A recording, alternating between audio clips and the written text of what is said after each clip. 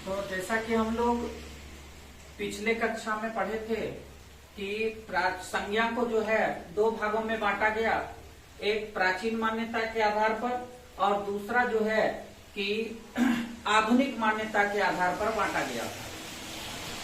तो प्राचीन मान्यता के आधार पर संज्ञा को 5 भागों में बांटा गया था, जिसके कौन थे? पहला जो भेद था वह जातिवाचक संज्ञा, दूसरा व्यक्तिवाचक संज्ञा, तीसरा भाववाचक संज्ञा, चौथा समूहवाचक संज्ञा और 5वां जो था वह था द्रव्यवाचक संज्ञा।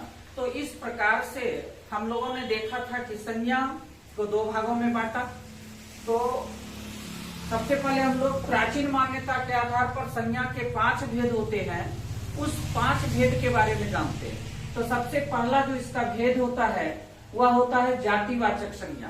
तो जातिवाचक संज्ञा कहते किसे हैं, पहले ये समझना चाहिए हम लोगों को।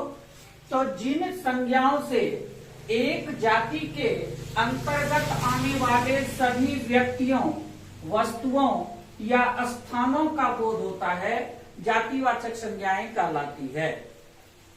अब जैसे कि मान लीजिए जिन संज्ञाओं से एक जाति के अंतर्गत आने वाले व्यक्तियों का बोध हो, उसके बाद जो है वस्तुओं का बोध हो और स्थानों का बोध हो, तो उसे हम लोग जातिवाचक संज्ञा करते हैं। अब जैसे कि मान लीजिए हम लोगों को गाय दिया गया, गाय जैसे ही हम बोलते हैं तो गाय एक जाति हुई और उस गाय जाति के अंतर्गत में बहुत सारी जाति जो है कि नस्ल की गायें आ जाती है। जैसे फ्रीजियन आता है, सरवाल आता है, जर्सी आती है। तो ये पूरे जाति का बोध करा देता है, इसलिए इसे हम लोग जो है जातिवाचक संज्ञा के अंतर्गत रखते हैं। अब जैसे देखिए लड़का बोलते हैं तो उसमें राम भी आ जाता है, श्याम भी आ जाता है, मोहन भी आ जाता है। तो पूरे लड़के जाति का बोध हो रहा है, इसलिए ये जो है कि हमारा जातिवाचक संज्ञा कहलाता है। पर्वत की बात करते हैं अगर आप कहते हैं कि पर्वत बहुत ऊंचा है, तो भाई किसी एक पर्वत के बारे में आप नहीं बोल रहे हैं, बल्कि पर्वत के अंतर्गत आने वाली जितनी भी जातियां हैं। जैसे कि मान लीजिए आप हिमालय पर्वत की बात कीजिए, अरावली पर्वत की बात कीजिए, है ना। तो इस तरह से जो है पूरे पर्वत जाति का बोध कराता है, इसलिए इसे हम लोग जो है जातिवाचक संज्ञा के अंतर्गत रखते हैं। उसके बाद जो है प्राचीन मान्यता के आधार पर दूसरा जो भेद बनता है वह बनता है व्यक्तिवाचक संज्ञा। व्यक्तिवाचक संज्ञा किसे कहते हैं? तो व्यक्तिवाचक संज्ञा जो संज्ञाएं किसी विशेष वस्तु, व्यक्ति या स्थान के नाम का बोध कराती है, उसे हम लोग जो है व्यक्तिवाचक संज्ञा कहते हैं।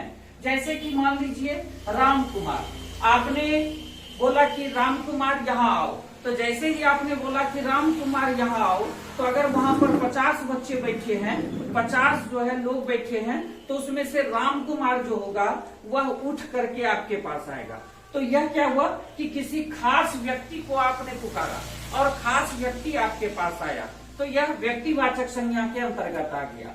अब जैसे आप पर्वतों की बात करते हैं, आपने कहा कि हिमालय पर्वत, तो हिमालय पर्वत जैसे ही आपने कहा तो सिर्फ वहां पर हिमालय की बात हो रही है, हिमालय की चर्चा हो रही है, तो इसे हम लोग जो कहेंगे वह किसके अंतर्गत कहेंगे? व्यक्तिवाचक संज्ञा के अंतर्गत कहेंगे। तीसरी बात जो आती है प्राचीन मान्यता के आधार पर, वह आती है भाववाचक संज्ञा। ये भाववाचक संज्ञा किसे कहते हैं? तो इसमें देखिए जिन संज्ञाओं से पदार्थों या व्यक्तियों के पदार्थ के धर्म, गुण, दोष, आकार, अवस्था, व्यापार या चेष्टा आदि का भाव जाना जाए, उसे हम लोग जो है भाववाचक संज्ञा करते हैं। जैसे कि मान लीजिए क्रोध, घृणा, बुढ़ापा, बुराई, ये सभी जो होते हैं यह भाववाचक, यानी आपका जो भाव है, आपकी जो मेंटलिटी है, उसके आधार पर जो है हम लोग इसको भाववाचक संज्ञा करते हैं। जैसे कहते हैं ना कि भाई हमारे जो परशुराम थे वह क्रोधी थे, तो क्रोधी उनका जो भाव था, उनका जो गुण था वह कैसा था भाई? उनका गुण क्या था? तो क्रोधी किस्म के थे वो, यानी कि थोड़ी सी बात पर जो है काफी गुस्सा हो जाते थे, तो उनका गुण क्या था? क्रोधित रहना, क्रोधित तो ये जो है भाववाचक संज्ञा के अंतर्गत आता है। तो इस प्रकार से प्राचीन मान्यता के आधार पर पहली जो हुई वह जातिवाचक हुआ, दूसरा जो हुआ व्यक्तिवाचक हुआ, तीसरा जो हुआ भाववाचक हुआ, और इसके बाद हम लोग चलते हैं प्राचीन मान्यता के आधार पर चौथा जो होता है समूहवाचक संज्ञा, उसके बारे में कि समूहवाचक संज्ञा किसे कहते हैं। चौथा जो है वह है समूहवाचक संज्ञा, और ये भी प्राचीन मान्यता के आधार पर ही है। तो प्राचीन मान्यता के आधार पर चौथा जो भेद बनता है वह समूहवाचक संज्ञा कहलाता है।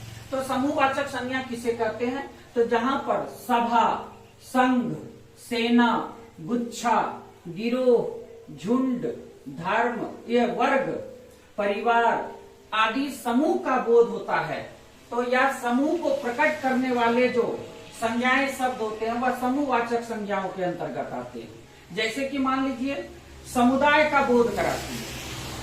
आपका जो समूहवाचक संज्ञा हुआ वह समुदाय, समुदाय का मतलब होता है जहां पर ढेर हो, यानी कि वहां पर जो है आपको झुंड की बात आ जाएगी, है ना, तो उसे हम लोग क्या कहते हैं कि समूहवाचक संज्ञा कहते हैं। जैसे कि मान लीजिए अंगूर का गुच्छा, तो जब आप अंगूर की गुच्छे की बात करते हैं तो उस गुच्छे में क्या होते हैं, बहुत सारे अंगूर रहते हैं, तो वह जो आपका आएगा वह समूहवाचक संज्ञा कहलाता है।